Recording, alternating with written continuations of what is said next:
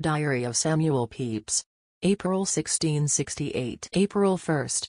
Up, and to dress myself, and call as I used Deb. To brush and dress me. A box to hold bottles. Run for the cellar of strong waters. Quickly. Ben Jonson, Magnetic Lady, Act 3, Sc. R. Of waters of her own distilling for my father, to be carried down with my wife and her daughter tomorrow, which was very handsome. So broke up and to bed. 2nd. Up, after much pleasant talk with my wife, and upon some alterations I will make in my house in her absence, and I do intend to lay out some money thereon.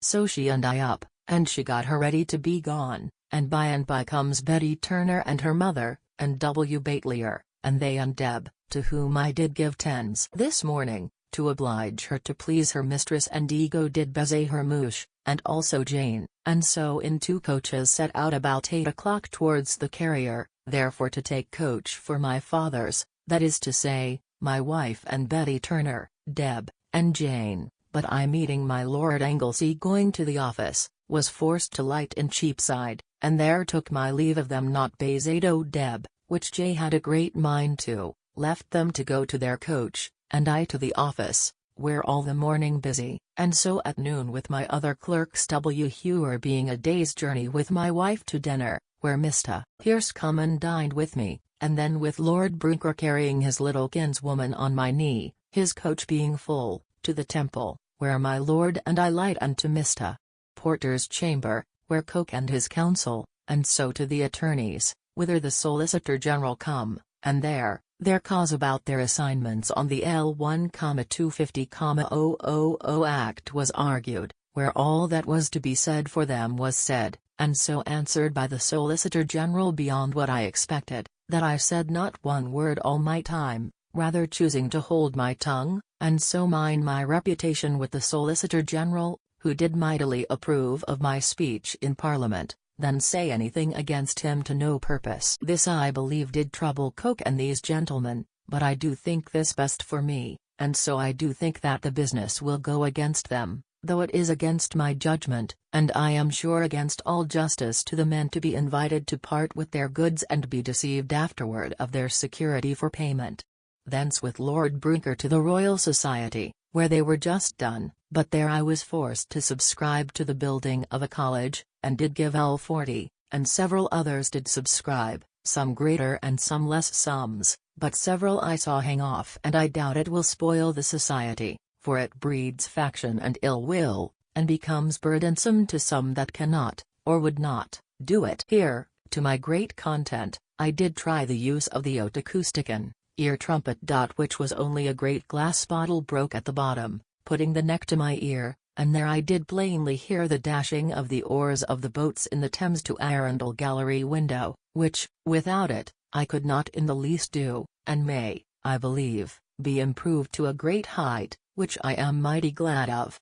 Thence with Lord Brinker and several of them to the King's Head Tavern by Chancery Lane, and there did drink and eat and talk, and, above the rest, I did hear of Mr. Hooke and my lord an account of the reason of concords and discords in musique, which they say is from the equality of vibrations, but I am not satisfied in it, but will at my leisure think of it more, and see how far that do go to explain it. So late at night home with Mr. Colwell, and parted, and I to the office, and then to Sir W. Penn to confer with him, and Sir R. Ford and Young, about our St. John Baptist prize, and so home, without more supper to bed, my family being now little by the departure of my wife and 2 maids. 3rd.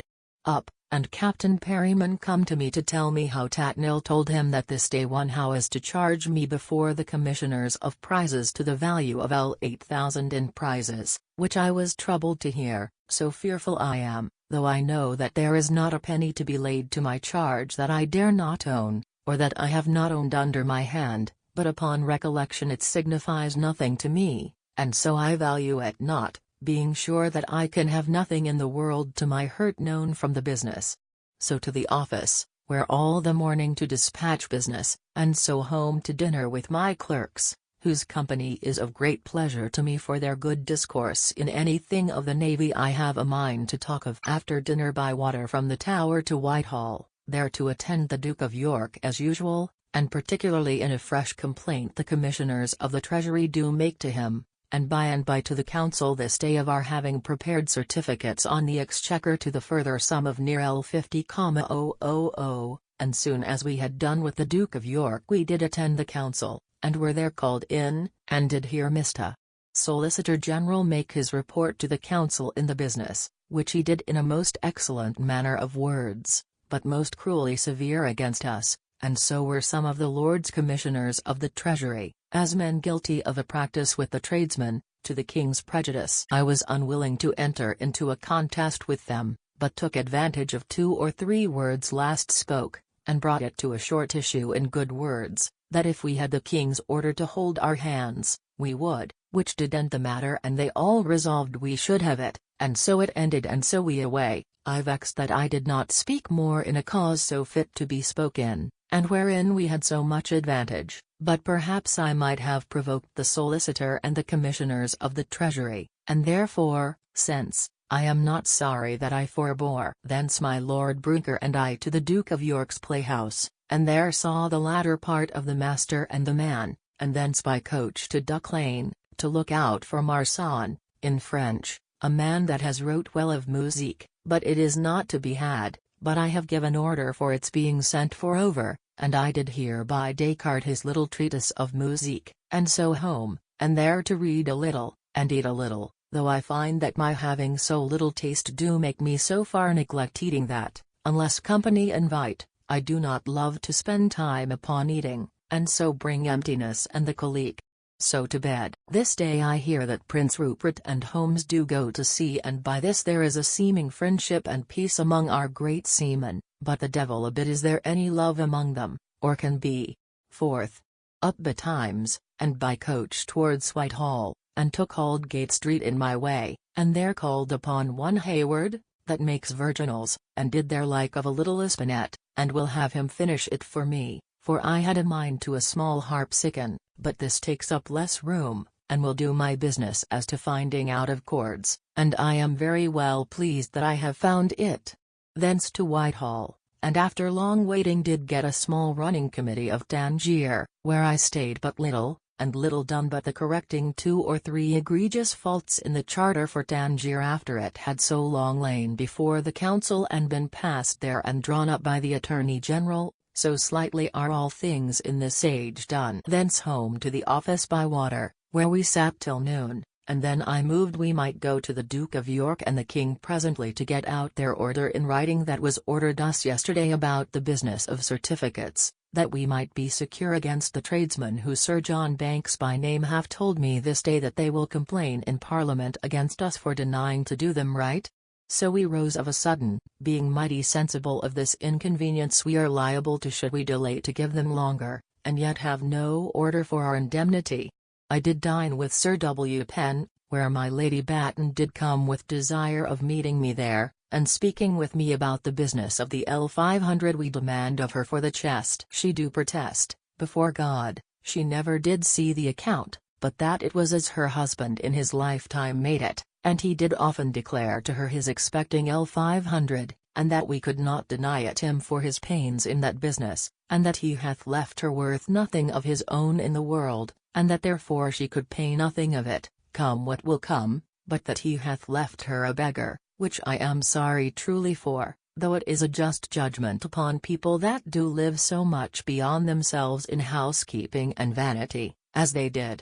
I did give her little answer, but generally words that might not trouble her, and so to dinner, and after dinner Sir W. Penn and I away by water to Whitehall, and there did attend the Duke of York, and he did carry us to the King's lodgings, but he was asleep in his closet, so we stayed in the green room, where the Duke of York did tell us what rules he had, of knowing the weather, and did now tell us we should have rain before tomorrow, it having been a dry season for some time, and so it did rain all night almost. And pretty rules he hath, and told Brounker and me some of them, which were such as no reason seems ready to be given. By and by the King comes out, and he did easily agree to what we moved, and would have the Commissioners of the Navy to meet us with him tomorrow morning and then to talk of other things, about the Quakers not swearing, and how they do swear in the business of a late election of a knight of the shire of Hertfordshire in behalf of one they have a mind to have, and how my Lord of Pembroke says he hath heard him the Quaker at the tennis court swear to himself when he loses, and told us what pretty notions my Lord Pembroke hath of the first chapter of Genesis, how Adam's sin was not the sucking which he did before but the swallowing of the apple, by which the contrary elements begun to work in him, and to stir up these passions, and a great deal of such fooleries, which the king made mighty mockery at. Thence my Lord Brinker and I into the park in his coach, and there took a great deal of air, saving that it was mighty dusty, and so a little unpleasant. Thence to Common Garden with my lord, and there I took a hackney and home, and after having done a few letters at the office, I home to a little supper and so to bed, my eyes being every day more and more weak and apt to be tired. 5th Lord's Day.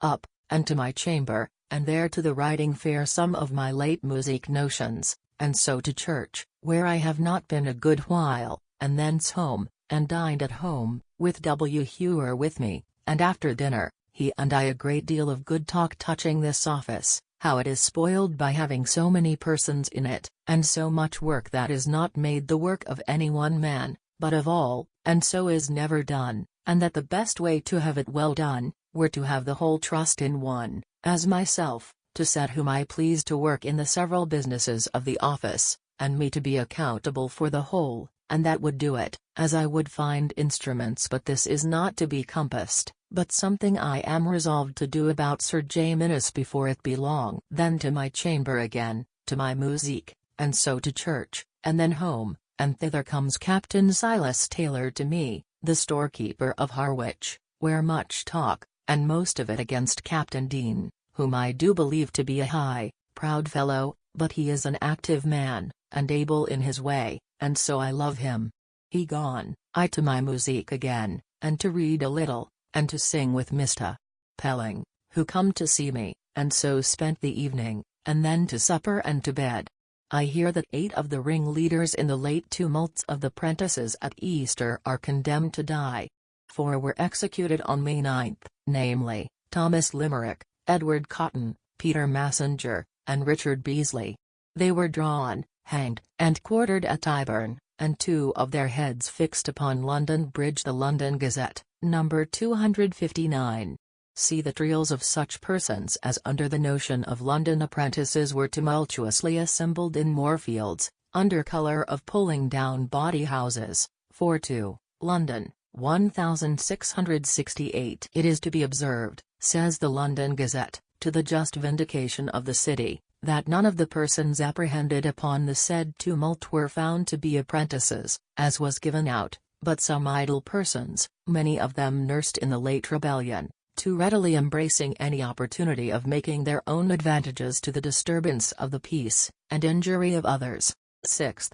Betimes I to Alderman Backwell, and with him to my Lord Dashley's, where did a little business about Tangier, and to talk about the business of certificates, wherein, contrary to what could be believed, the King and Duke of York themselves, in my absence, did call for some of the commissioners of the Treasury, and give them directions about the business of the certificates, which I, despairing to do anything on a Sunday, and not thinking that they would think of it themselves, did rest satisfied, and stayed at home all yesterday, leaving it to do something in this day. But I find that the King and Duke of York had been so pressing in it, that my Lord Dashley was more forward with the doing of it this day, than I could have been. And so I to Whitehall with Alderman Backwell in his coach, with Mr. Blaney, my Lord Secretary, and there did draw up a rough draft of what order I would have, and did carry it in, and had it read twice and approved of, before my Lord Dashley and 3 more of the commissioners of the Treasury, and then went up to the Council Chamber, where the Duke of York,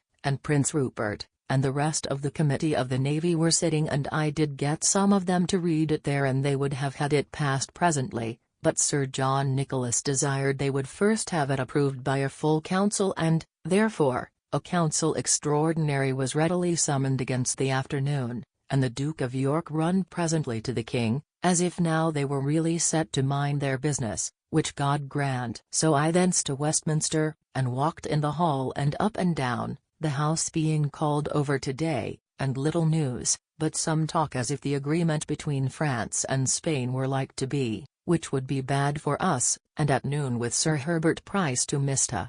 George Montague's to dinner, being invited by him in the hall, and there mightily made of, even to great trouble to me to be so commended before my face, with that flattery and importunity, that I was quite troubled with it. Yet he is a fine gentleman, truly, and his lady a fine woman, and, among many sons that I saw there was a little daughter that is mighty pretty, of which he is infinite fond and, after dinner, did make her play on a guitar and sing, which she did mighty prettily, and seems to have a mighty musical soul, keeping time with most excellent spirit. Here I met with Mr. Brownlow, my old schoolfellow, who come thither, I suppose, as a suitor to one of the young ladies that were there, and a sober man he seems to be. But here Mr. Montague did tell me how Mr. Vaughan, in that very room, did say that I was a great man, and had great understanding, and I know not what, which, I confess, I was a little proud of, if I may believe him. Here I do hear, as a great secret, that the King, and Duke of York and Duchess, and my Lady Castlemaine, are now all agreed in a strict league, and all things like to go very current, and that it is not impossible to have my Lord Clarendon, in time, here again. But I do hear that my Lady Castlemaine is horribly vexed at the late libel. The poor whore's petition to the most splendid, illustrious, serene and eminent Lady of Pleasure the Countess of Castlemaine, signed by us, Madame Cresswell and Damaris Page, this present 25th day of March, 1668. This sham petition occasioned a pretended answer, entitled, The Gracious Answer of the Most Illustrious Lady of Pleasure, the Countess of Castlemaine, to the poor whore's petition. It is signed, given at our closet, in King Street, Westminster, Divaneries, April 24, 1668. Castlemaine. Compare Evelyn, April 2, 1668. The petition of the poor whores about the town, whose houses were pulled down the other day. I have got one of them, but it is not very witty, but devilish severe against her and the king, and I wonder how it durst be printed and spread abroad, which shows that the times are loose, and come to a great disregard of the king, or court, or government. Thence I to Whitehall to attend the council, and when the council rose we find my order mightily enlarged by the Solicitor General, who was called thither, making it more safe for him and the council, but their order is the same in the command of it that I drew, and will I think defend us well. So thence, meeting Creed, he and I to the new cockpit by the King's Gate, and there saw the manner of it, and the mixed rabble of people that come thither, and saw 2 battles of cocks, wherein is no great sport, but only to consider how these creatures, without any provocation, do fight and kill one another, and aim only at one another's heads, and by their good will not leave till one of them be killed, and thence to the park in a hackney coach, so would not go into the Tour, but round about the park, and to the house, and there at the door eat and drank, whither come my Lady Carnegie, of whom Creed tells me more particulars, how her lord, finding her and the Duke of York at the king's first coming in too kind, did get it out of her that he did dishonour him, and so bid her continue. Which is the most pernicious and full piece of revenge that ever I heard of, and he at this day owns it with great glory, and looks upon the Duke of York and the world with great content and the ampleness of his revenge. Thence where the place was now by the last night's rain very pleasant, and no dust to Whitehall, and set Creed down, and I home and to my chamber, and there about my music notions again, wherein I take delight and find great satisfaction in them, and so, after a little supper, to bed. This day, in the afternoon, stepping with the Duke of York into St. James's Park, it rained and I was forced to lend the Duke of York my cloak, which he wore through the park. 7th. Up, and at the office all the morning, where great hurry to be made in the fitting forth of this present little fleet, but so many rubs by reason of want of money, and people's not believing us in cases where we had money, unless which in several cases, as in hiring of vessels, cannot be they be paid beforehand, that everything goes backward instead of forward. At noon comes Mr. Clerke, my solicitor, and the auditor's men with my account drawn up in the exchequer way with their queries, which are neither many nor great, or hard to answer upon it, and so dined with me, and then I by coach to the King's Playhouse, and there saw the English monsieur, sitting for privacy's sake in an upper box. The play hath much mirth in it as to that particular humour. After the play done, I down to Nip, and did stay her undressing herself, and there saw the several players, men and women go by, and pretty to see how strange they are all, one to another, after the play is done. Here I saw a wonderful pretty maid of her own, that come to undress her, and one so pretty that she says she intends not to keep her, for fear of her being undone in her service, by coming to the playhouse. Here I hear Sir W. Davenant is just now dead, and so who will succeed him in the mastership of the house is not yet known. The eldest Davenport is, it seems, gone from this house to be kept by somebody, which I am glad of, she being a very bad actor. I took her then up into a coach and away to the park, which is now very fine after some rain, but the company was going away most, and so I took her to the lodge, and there treated her and had a deal of good talk, and now and then did baiser law, and that was all, and that as much or more than I had much mind to because of her paint. She tells me mighty news, that my Lady Castlemaine is mightily in love with Heart of their house, and he is much with her in private, and she goes to him, and do give him many presents, and that the thing is most certain, and Beck Marshall only privy to it, and the means of bringing them together, which is a very odd thing, and by this means she is even with the King's love to Mrs. Davis. This done, I carried her and set her down at Mrs. Manuel's, but stayed not there myself, nor went in, but straight home, and there to my letters, and so home to bed. 8th.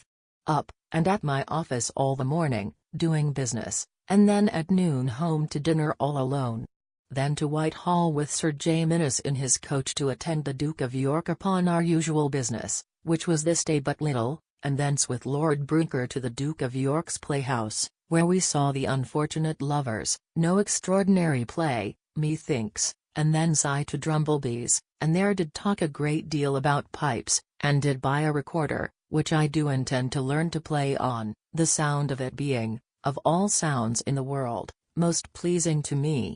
Thence home, and to visit Mrs. Turner, where among other talk, Mr. Foley and her husband being there, she did tell me of young Captain Holmes's marrying of Peg Lowther last Saturday by stealth, which I was sorry for, he being an idle rascal, and proud, and worth little, I doubt, and she a mighty pretty, well-disposed lady, and good fortune.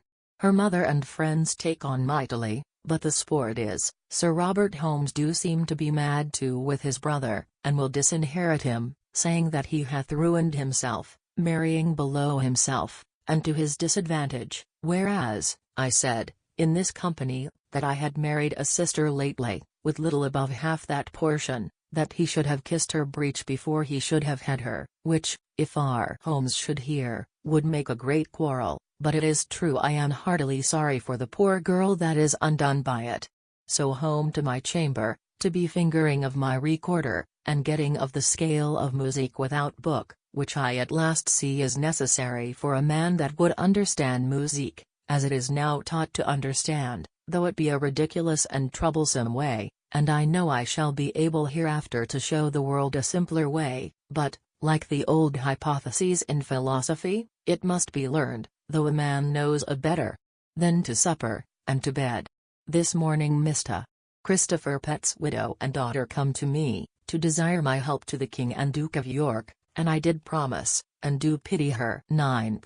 Up, and to the office, where all the morning sitting, then at noon home to dinner with my people, and so to the office again writing of my letters, and then abroad to my booksellers, and up and down to the Duke of York's playhouse, there to see, which I did, Sir W. Davenant's corpse carried out towards Westminster, there to be buried.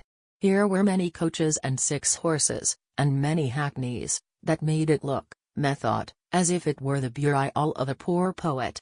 He seemed to have many children, by 5 or 6 in the first morning coach, all boys. And there I left them coming forth, and I to the New Exchange, there to meet Mrs. Burroughs, and did take her in a carrosse and carry towards the park, kissing her, but did not go into any house, but come back and set her down at Whitehall, and did give her wrapped in paper for my Valentine's gift for the last year before this, which I never did yet give her anything for, 12 half-crowns, and so back home and there to my office, where come a packet from the Downs from my brother Balty, who, with Harmon, is arrived there, of which this day come the first news. And now the Parliament will be satisfied, I suppose, about the business they have so long desired between Brunker and Harmon about not prosecuting the first victory. Balty is very well, and I hope hath performed his work well, that I may get him into future employment. I wrote to him this night, and so home, and there to the perfecting my getting the scale of music without book, which I have done to perfection backward and forward, and so to supper and to bed. 10th Friday all the morning at office. At noon with W. Penn to Duke of York, and attended council. So to Piper and Duck Lane, and there kissed bookseller's wife, and bought Legend. So home, coach. Sailor. Mrs. Hannum dead. News of peace. Conning my gamut. The entries from April 10th to April 19th are transcribed from 3 leaves 6 pages of rough notes, which are inserted in the Ms. The rough notes were made to serve for a sort of account book, but the amounts paid are often not registered in the fair copy when he came to transcribe his notes into the diary. 12th Sunday. Dined at Brunker's, and saw the new book.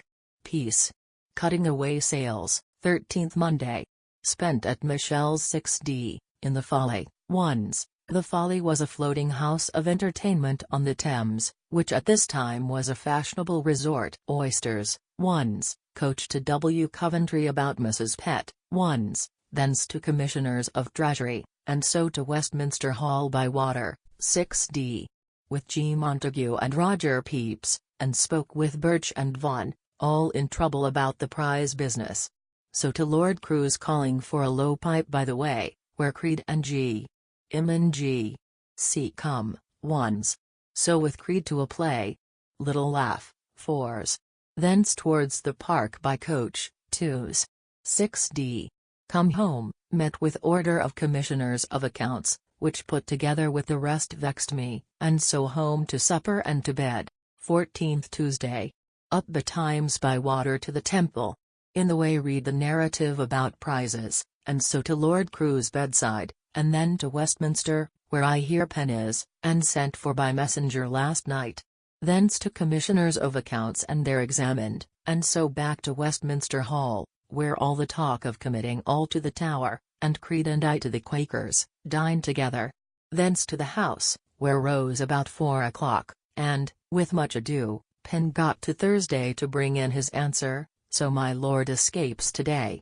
Thence with Goddage and G. Montague to G. Carteret's, and there sat their dinner time and hear myself, by many Parliament men, mightily commended. Thence to a play, Love's Cruelty, and so to my Lord Crewe's, who glad of this day's time got, and so home, and their office, and then home to supper and to bed, my eyes being the better upon leaving drinking at night. Water, ones. Porter, 6d. Water, 6d. Dinner, 3s. 6d. Play part, 2s. Oranges, 1s. Home coach, 1s. 6d. 15th.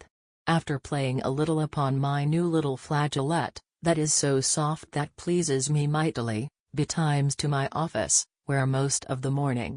Then by coach, 1s, and meeting Lord Brunker, light at the Exchange, and thence by water to Whitehall, 1s, and there to the chapel, expecting wind music and to the harp and ball, and drank all alone, 2d. Back, and to the fiddling concert, and heard a practice mighty good of Grebus, and thence to Westminster Hall, where all cry out that the House will be severe with Penn, but do hope well concerning the buyers, that we shall have no difficulty, which God grant.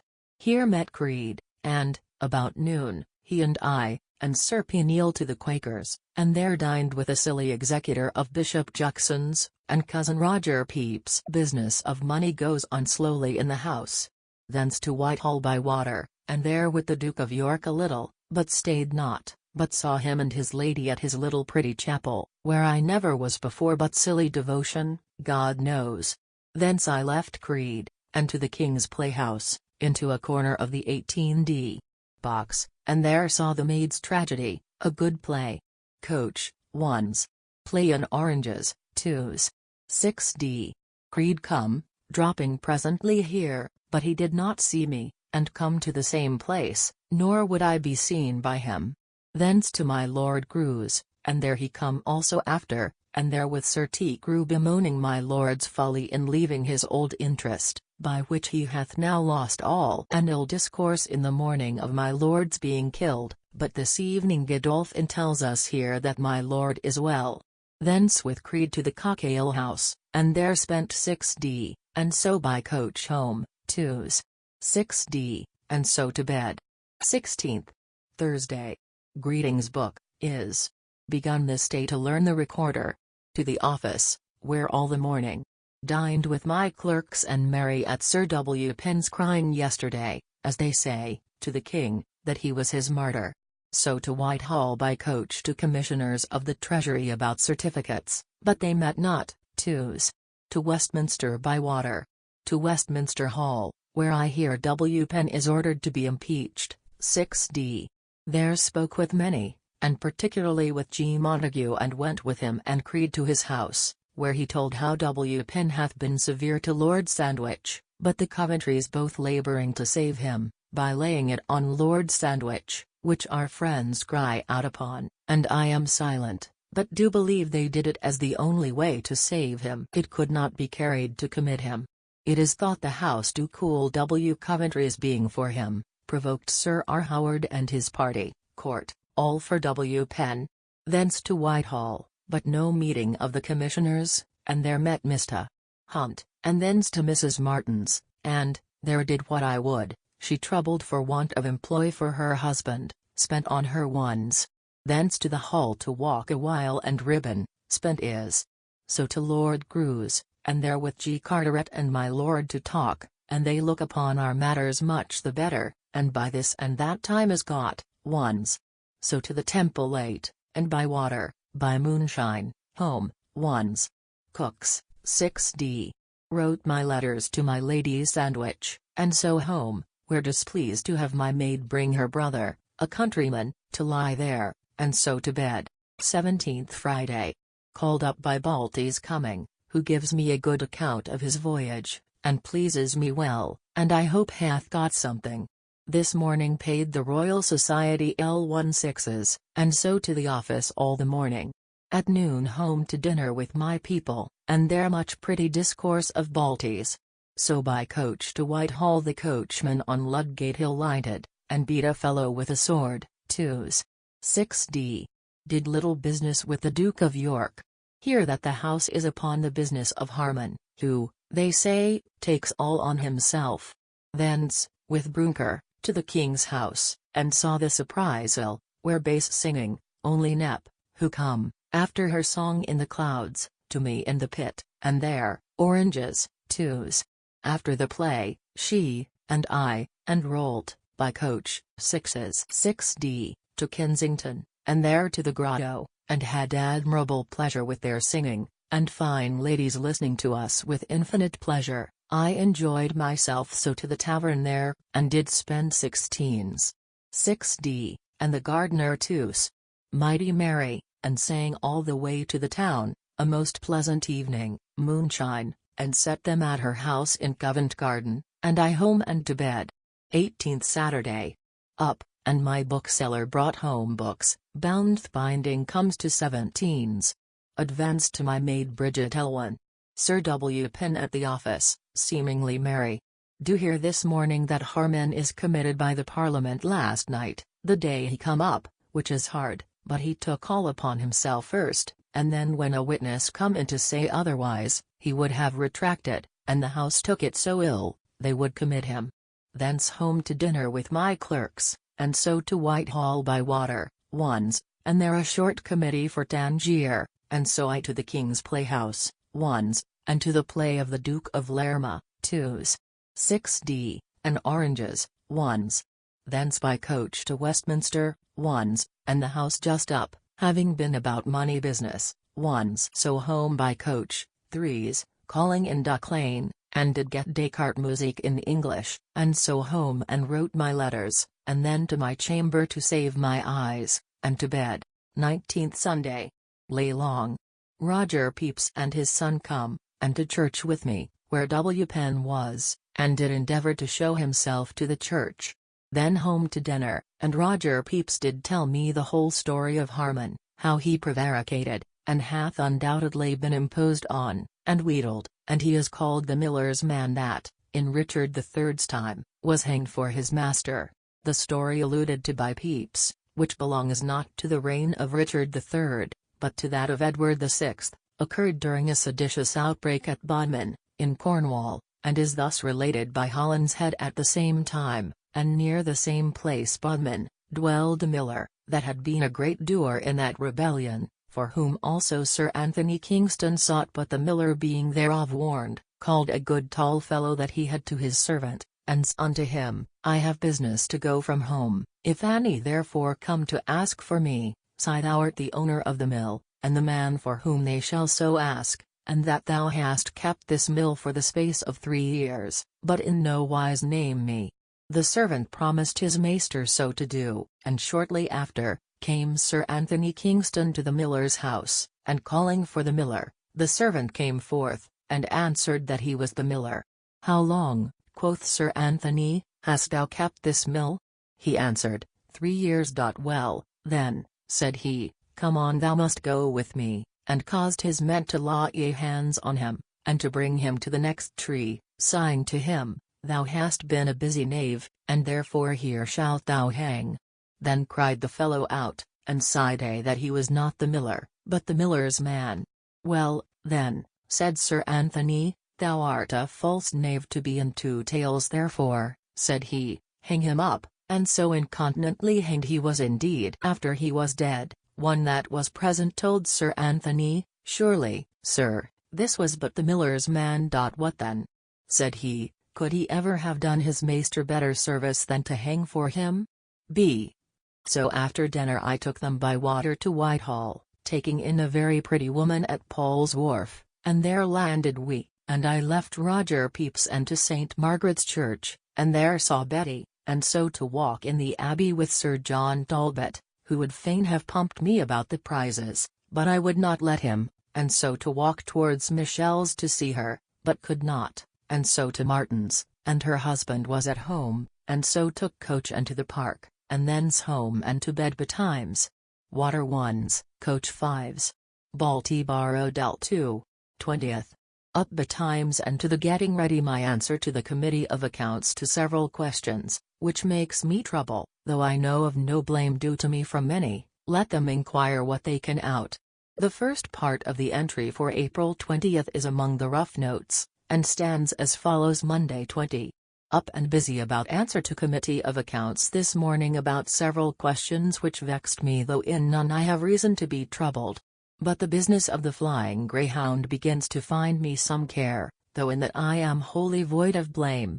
This may be compared with the text, I to Whitehall, and there hear how Henry Brunker is fled, which, I think, will undo him, but what good it will do Harman I know not, he hath so befooled himself, but it will be good sport to my Lord Chancellor to hear how his great enemy is faint to take the same course that he is. There met Robinson, who tells me that he fears his master, W. Coventry, will this week have his business brought upon the stage again, about selling of places, which I shall be sorry for, though the less, since I hear his standing for Penn the other day, to the prejudice, though not to the wrong, of my Lord Sandwich, and yet I do think what he did out of a principle of honesty. Thence to Committee of Accounts, and delivered my paper, and had little discourse, and was unwilling to stay long with them to enter into much, but away and glad to be from them, though very civil to me, but cunning and close I see they are.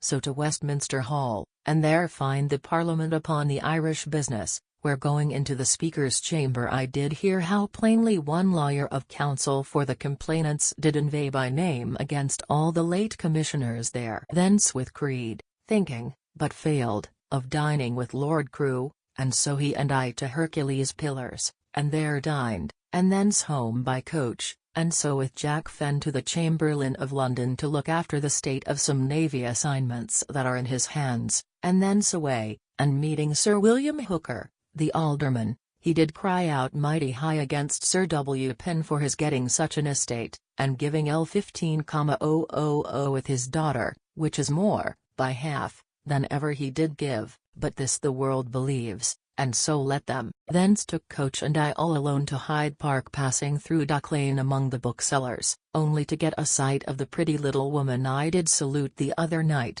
and did in passing, and so all the evening in the park, being a little unwilling to be seen there, and at night home, and there to W. Penn's and sat and talked there with his wife and children a good while, he being busy in his closet, I believe preparing his defence in Parliament, and so home to bed.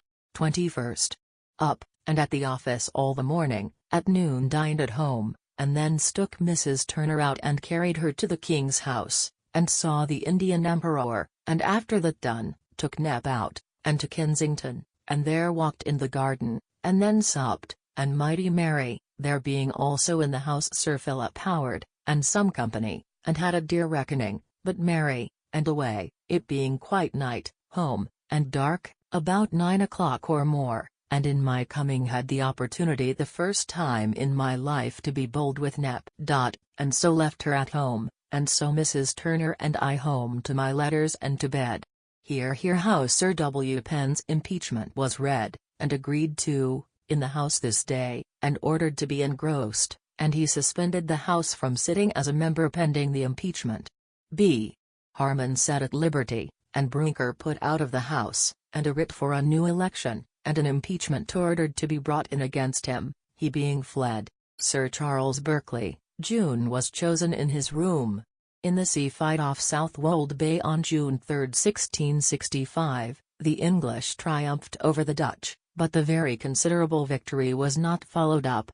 During the night, while the Duke of York slept, Henry Brouncker, his groom of the bedchamber, ordered the lieutenant to shorten sail, by which means the progress of the whole fleet was retarded, the Duke of York's being the leading ship. The Duke affirmed that he first heard of Brounker's unjustifiable action in July, and yet he kept the culprit in his service for nearly 2 years after the offence had come to his knowledge.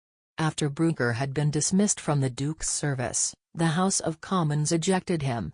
The whole matter is one of the unsolved difficulties of history. See Lister's Life of Clarendon, 2, 334-335. 22nd. Up, and all the morning at my office busy. At noon, it being washing day, I toured Whitehall, and stopped and dined all alone at Hercules Pillars, where I was mighty pleased to overhear a woman talk to her counsel how she had troubled her neighbours with law, and did it very roguishly and wittily. Thence to Whitehall, and there we attended the Duke of York as usual, and I did present Mrs. Pett, the widow, and her petition to the Duke of York, for some relief from the King.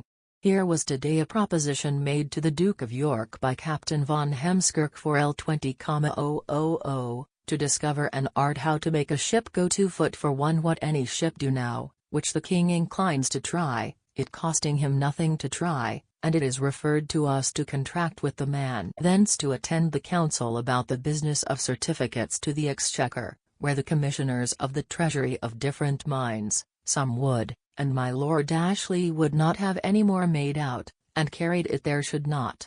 After done here, and the council up, I by water from the Privy Stairs to Westminster Hall, and, taking water, the King and the Duke of York were in the new buildings, and the Duke of York called to me whither I was going?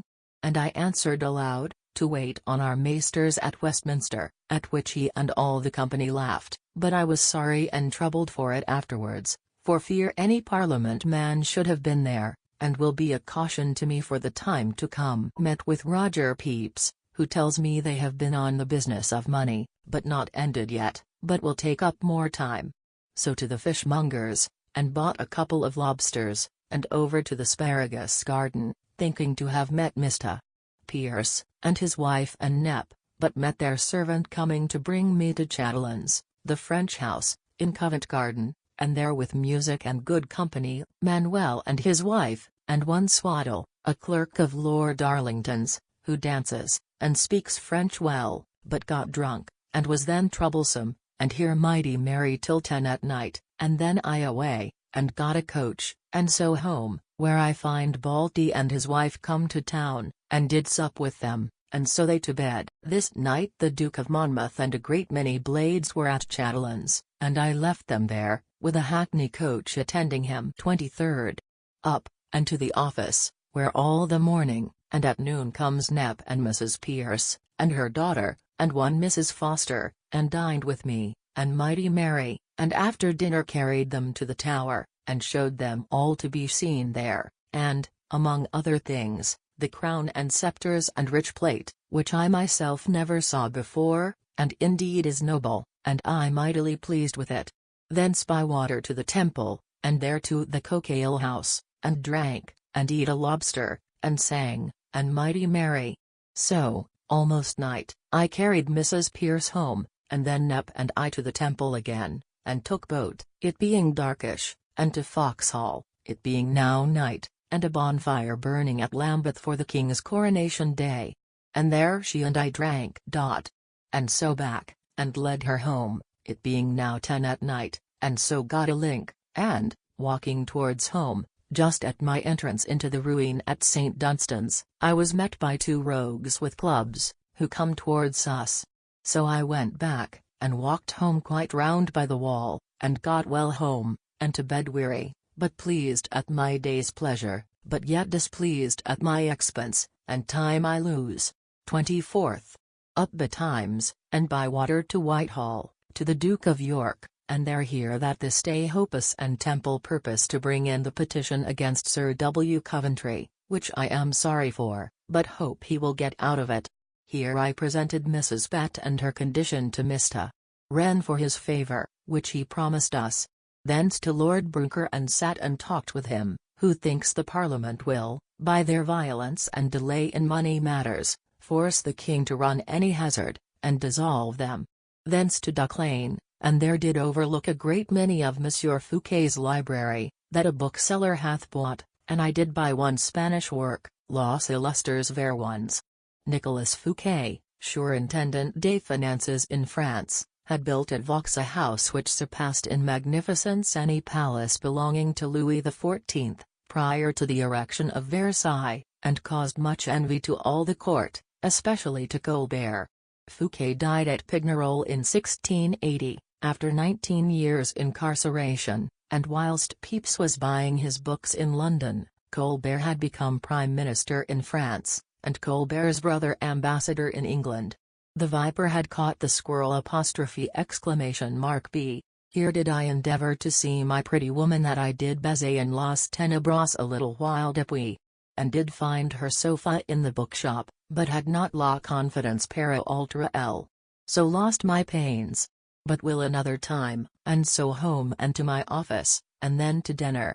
After dinner down to the Old Swan, and by the way called at Michel's, and there did see Betty, and that was all, for either she is shy or foolish, and Sue Marty hath no mind para laser me see Sue more. To Whitehall by water, and there did our business with the Duke of York, which was very little, only here I do hear the Duke of York tell how Sir W. Penn's impeachment was brought into the House of Lords today, and spoke with great kindness of him, and that the Lords would not commit him till they could find precedent for it, and did incline to favour him.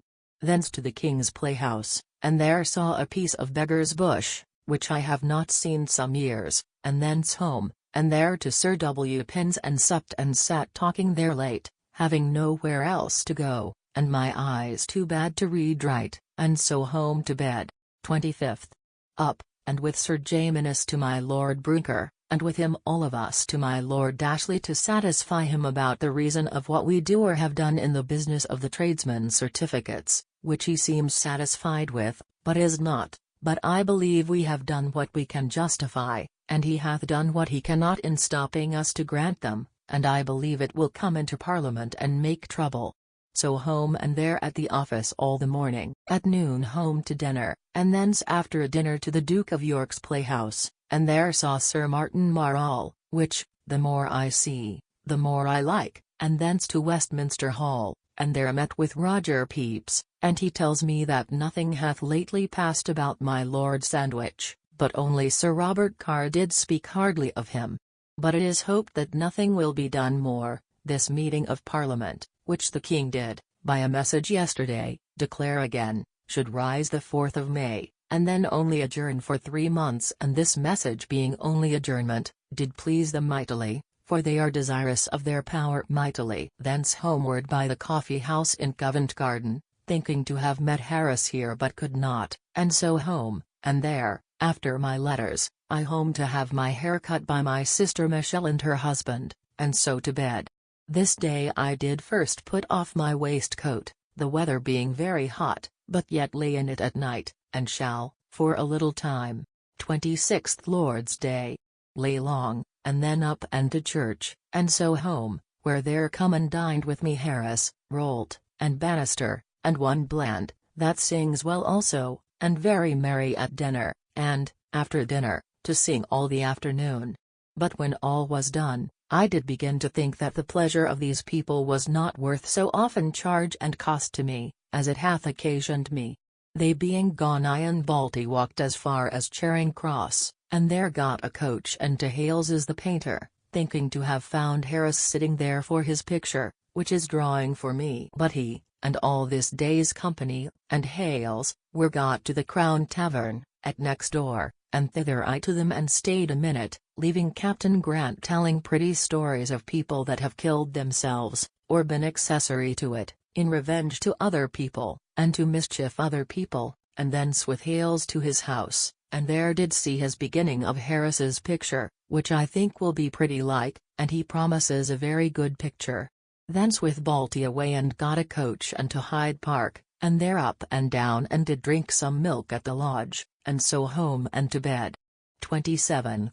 Up, and Captain Dean come to see me, and he and I toward Westminster together, and I set him down at Whitehall, while I to Westminster Hall, and up to the Lord's house, and there saw Sir W. Penn go into the House of Lords, where his impeachment was read to him, and he used mighty civilly, the Duke of York being there, and 2 days hence, at his desire, he is to bring in his answer, and a day then to be appointed for his being heard with counsel. Thence down into the hall, and with Creed and Godolphin walked, and do hear that tomorrow is appointed, upon a motion on Friday last, to discourse the business of my Lord Sandwich, moved by Sir R. Howard, that he should be sent for, home, and I fear it will be ordered. Certain news come, I hear, this day, that the Spanish plenipotentiary in Flanders will not agree to the peace and terms we and the Dutch have made for him and the King of France, and by this means the face of things may be altered, and we forced to join with the French against Spain, which will be an odd thing. At noon with Creed to my Lord Grew's, and there dined, and here was a very fine skinned lady dined, the daughter of my Lord Roberts, and also a fine lady, Mr. John Parkhurst his wife, that was but a boy the other day. And after dinner there comes in my Lady Roberts herself, and with her Mr. Roberts's daughter, that was Mrs. Bonneville, the great beauty, and a fine lady indeed, the first time I saw her. My Lord Crewe, and Sir Thomas, and I, and Creed, all the afternoon debating of my Lord Sandwich's business, against tomorrow, and thence I to the King's Playhouse, and there saw most of the Cardinal, a good play, and thence to several places to pay my debts, and then home, and there took a coach and to my land to take a little air, and thence home to Sir W. Penn's, where I supped, and sat all the evening, and being lighted homeward by Mrs. Markham, I blew out the candle and kissed her, and so home to bed. 28th. Up betimes, and to Sir W. Coventry's by water, but lost my labour, so through the park to Whitehall, and thence to my Lord Crewe's to advise again with him about my Lord Sandwich, and so to the office, where till noon, and then I by coach to Westminster Hall, and there do understand that the business of religion, and the act against conventicles, have so taken them up all this morning, and do still, that my Lord Sandwich's business is not like to come on today, which I am heartily glad of. This law against conventicles is very severe, but Creed, whom I met here, do tell me that, it being moved that Papists' meetings might be included, The House was divided upon it, and it was carried in the negative, which will give great disgust to the people, I doubt. Thence with creed to Hercules Pillars by the temple again, and there dined he and I all alone, and thence to the king's house, and there did see Love in Amaze, wherein very good mirth of Lacy, the clown, and Wintersell, the country knight, his master. Thence to the New Exchange to pay a debt of my wife's there, and so home, and there to the office and walk in the garden in the dark to ease my eyes, and so home to supper and to bed. 29th. Up, and to my office, where all the morning busy.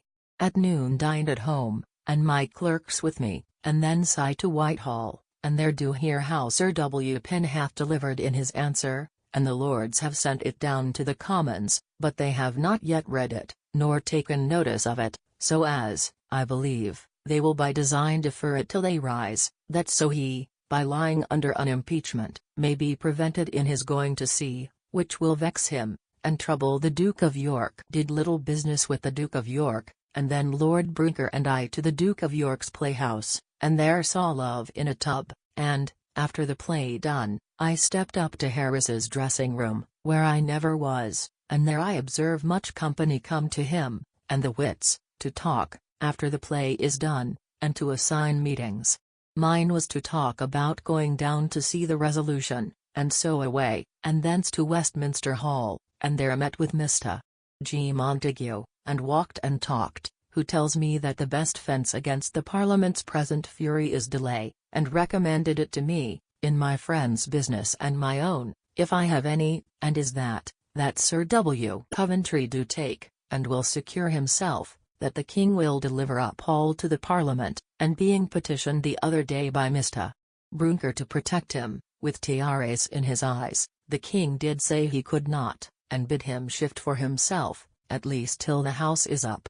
Thence I away to Whitehall, and there took coach home with a stranger I let into the coach, to club with me for it, he going into London, I set him down at the lower end of Cheapside, and I home, and to Sir W. Penn's, and there sat, and by, it being now about 9 o'clock at night, I heard Mercer's voice, and my boy Tom singing in the garden, which pleased me mightily, I longing to see the girl, having not seen her since my wife went, and so into the garden to her and sang, and then home to supper, and mightily pleased with her company, in talking and singing, and so parted, and to bed.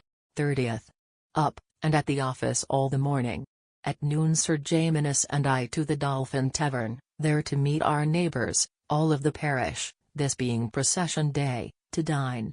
And did, and much very good discourse, they being, most of them, very able merchants as any in the city. Sir Andrew Rickard, Mr. Vandeput, Sir John Frederick, Harrington, and others. They talked with Mr. Mills about the meaning of this day, and the good uses of it, and how heretofore, and yet in several places, they do whip a boy at each place they stop at in their procession.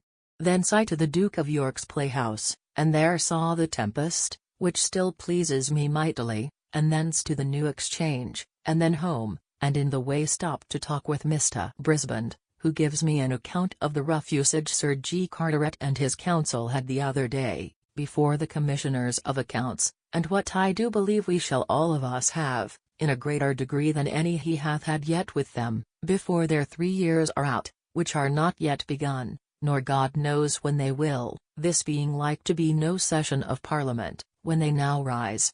So home, and there took up Mrs. Turner and carried her to Mile End and drank, and so back talking, and so home and to bed, I being mighty cold, this being a mighty cold day, and I had left off my waistcoat 3 or 4 days. This evening, coming home in the dusk, I saw and spoke to our Nell, Payne's daughter, and had I not been very cold I should have taken her to Tower Hill Para together at Tokerher.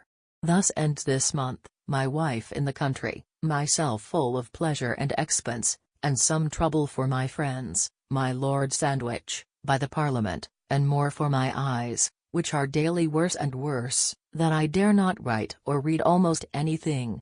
The Parliament going in a few days to rise, myself so long without accounting now, for 7 or 8 months, I think, or more, that I know not what condition almost I am in, as to getting or spending for all that time, which troubles me, but I will soon do it. The kingdom in an ill state through poverty, a fleet going out, and no money to maintain it, or set it out, seamen yet unpaid, and mutinous when pressed to go out again, our office able to do little, nobody trusting us, nor we desiring any to trust us, and yet have not money for anything, but only what particularly belongs to this fleet going out, and that but lamely too. The Parliament several months upon an Act for L 300,000, but cannot or will not agree upon it, but do keep it back, in spite of the King's desires to hasten it, till they can obtain what they have a mind, in revenge upon some men for the late ill managements, and he is forced to submit to what they please, knowing that, without it,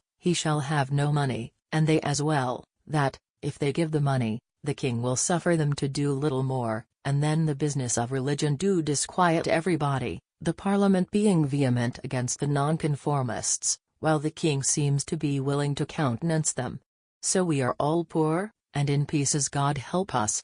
While the peace is like to go on between Spain and France, and then the French may be apprehended able to attack us. So God help us. The end.